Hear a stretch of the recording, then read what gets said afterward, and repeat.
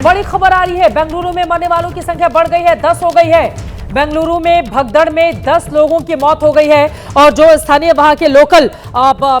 TV channel है, मैं देख रही हूं कि वो इससे भी ज्यादा का अनुमान इस वक्त जता रहे हैं। अपने आप में ये बेहद दुर्भाग्यपूर्ण पूरा का पूरा मामला, 18 सालों के बाद जिस टीम ने जीत हासिल की हो, 18 सालों के बाद जो सूखा खत्म हुआ हो, 18 सालों के बाद जिस बेंगलुरु के लोगों के चेहरे पर इतनी बड़ी प्रसन्नता आई हो, वो किस तरह से धूमिल हो जाती है जब चाहने वाले क्रिकेट फैंस अपने खिलाड़ियों की झलक पाने के लिए इकट्ठा होते हैं और वहां पर बदकिस्मती ऐसी कि बद इंतजामी का वो शिकार हो जाते हैं और उसके बाद अपनी जान गंवा बैठते हैं। जरा सोचिए, जिनके घर के लोगों के ये बच्चे होंगे, उन परिवार वालों के ऊपर इस वक्त क्या गुजर रही होगी, क्या बीत रही होगी और वहां पर डर और दहशत का आलम मौजूदा वक्त में भी कितना ज्यादा होगा कि भगदड़ के बाद कई लोग जख्मी हैं जो अस्पताल में अपनी एक एक सांसें गिन रहे हैं, सांसों के लिए संघर्ष कर रहे हैं। गणेश के पास कुछ और जानकारी है। गणेश,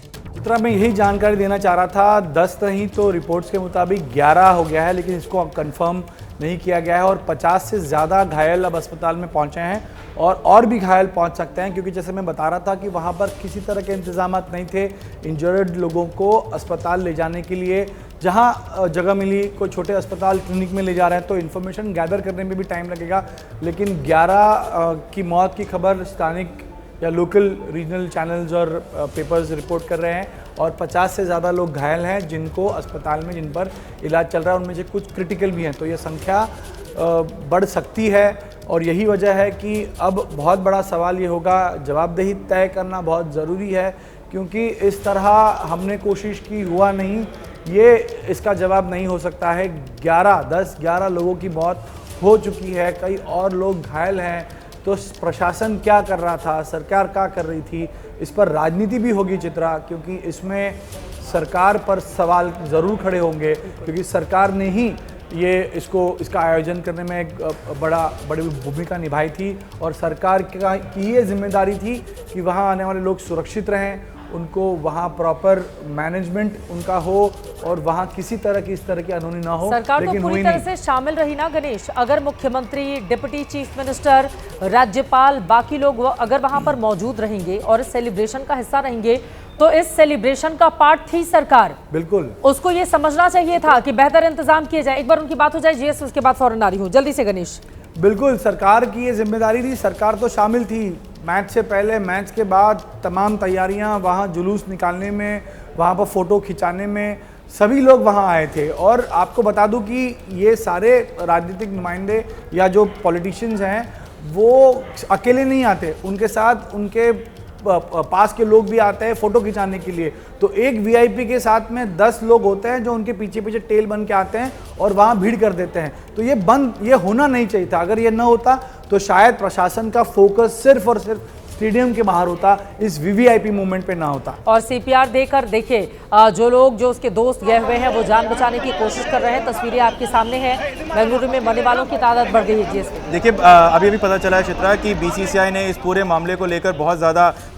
जो है आपत्ति जताई है और वो बहुत ज़्यादा आरसीबी से मैनेजमेंट से लगातार बात कर रहे हैं और कह रहे हैं कि इस पूरे कार्यक्रम को अभी के अभी रोक देना चाहिए और बिल्कुल जो है वापस क्राउड को जो है नॉर्मल तरीके से बाहर डिस्पर्स करके करना चाहिए, क्योंकि बीसीसीआई बहुत ज़्यादा नाखुश है आरसीबी के मैनेजमेंट से। आप भी ये पूछ रहे थे, गणेश खुद ये कह रहा था कि इसकी जवाबदेही होगी, इसकी जवाबदेही है और इसकी जवाबदेही कई हद तक आरसीबी का मैनेजमेंट है। पहली चीज कि जब ये इस तरीके का कोई कार्यक्रम होता है, जब डेप्यूटी सीएम के फेलिसिटेशन का कार्यक्रम होता है, तो वो जिम्मेदारी वहां के एडमिनिस्ट्रेशन की होती है, वहां के लोकल पुलिस की होती है, ना कि आरसीबी मैनेजमेंट की तरफ से कि जो ओपनली आके ट्वीट करते हैं और बताते हैं कि यहाँ आ जाते हैं। वैसे ही जब टीम वापस आती है तो कोशिश ये की जाती है कि भीड़ को कम रखा जाए ताकि वो काबू में हो। लेकिन अगर आरसीबी का अगर आप देखें, उनके हैंडल देखें, उनके कितने मिलियन फॉलोअर्स हैं, वो आके आपको पूरा प्रोग्राम बताते हैं जो कि आपके एडमिनिस्ट्रेशन के काफी विपरीत होता है, तो वहां पर कंफ्यूजन होता है। और ऐसा नहीं है कि आरसीबी के एडमिनिस्ट्रेशन को अभी तक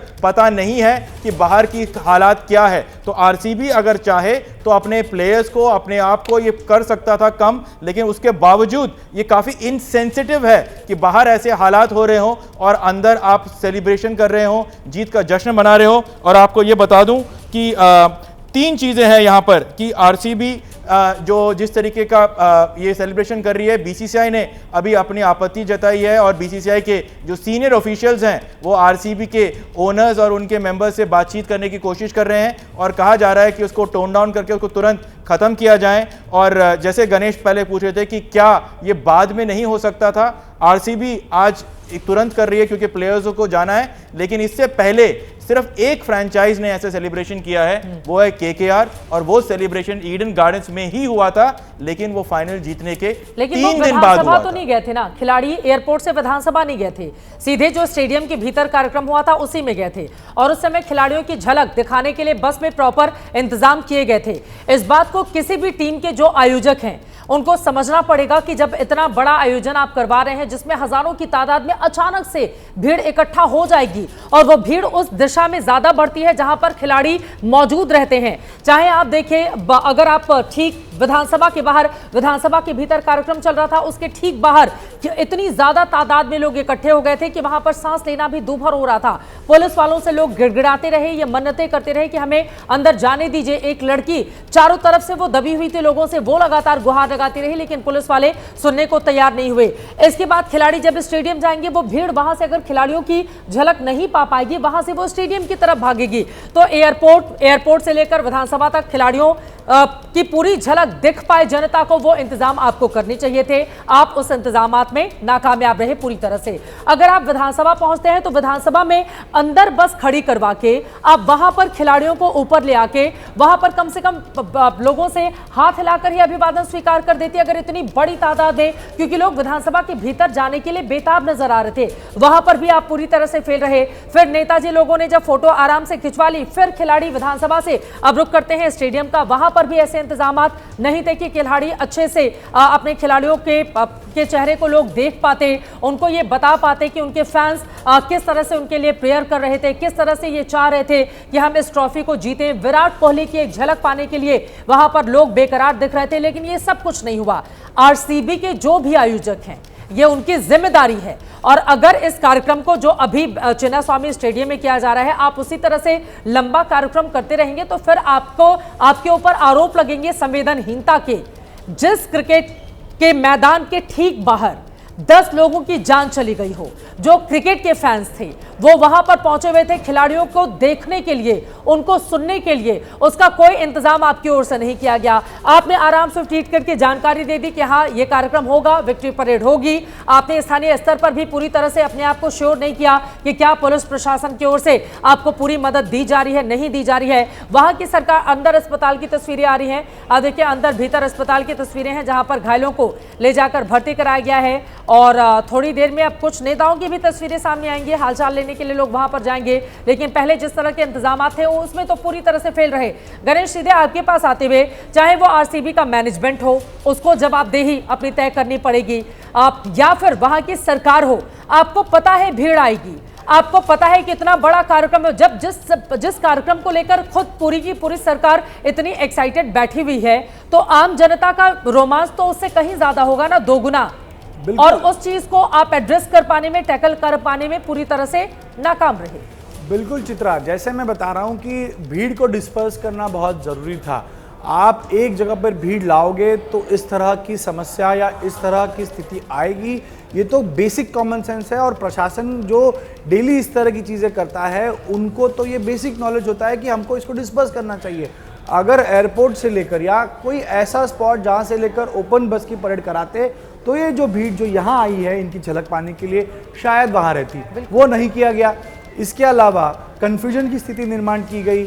कहाँ जाना है, समय दिया गया लेकिन किस वजह, टिकट्स लगाए गए, अंदर जाने के लिए भीड़ आई। जो क्राउड का इनफ्लो था वो कहीं ना कहीं रोकना चाहिए था। अगर दिख रहा है कि वहाँ पर एक सैचुरेशन पॉइंट आ गया है, यहाँ पर अब ज़्यादा लोग अकोमोडेट नहीं हो सकते हैं।